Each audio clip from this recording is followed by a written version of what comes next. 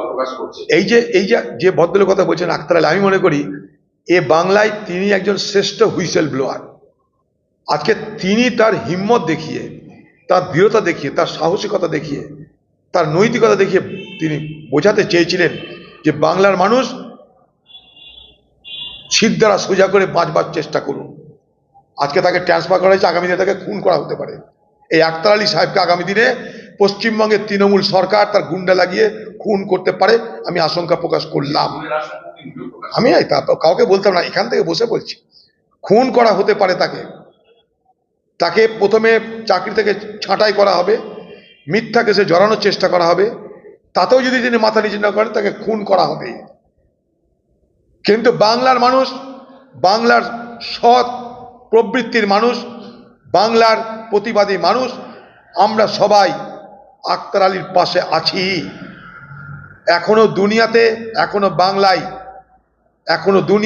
বাংলায় ভালো মানুষ শেষ হয়ে যায়নি, প্রতিবাদ শেষ হয়ে যায়নি। তাই আখতার আলীদের আজকে সমাজের মানুষের মাথায় তাদেরকে স্থান দেওয়া দরকার। আমি তাকে নাগরিক সম্বর্ধনা দেওয়ার পক্ষে।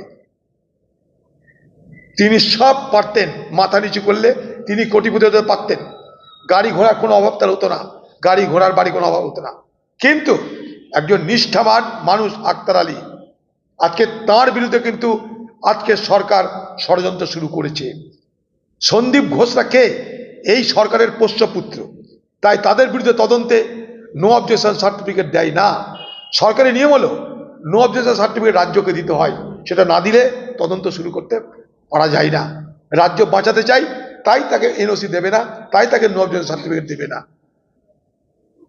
কিন্তু আখতার আলীদের মতন ব্যক্তিরা আজও তার প্রতিবাদ করছে। তাদের সঙ্গে আপামর বাংলার প্রতিবাদী মানুষ আছে, আমিও আছি। তাকে যদি খুন করা হয় সেদিন বাংলার তৃণমূল নেত্রী দায়ী থাকবে। তাকে খুন করার চেষ্টা হবে, অবশ্যই হবে তাকে খুন করার চেষ্টা।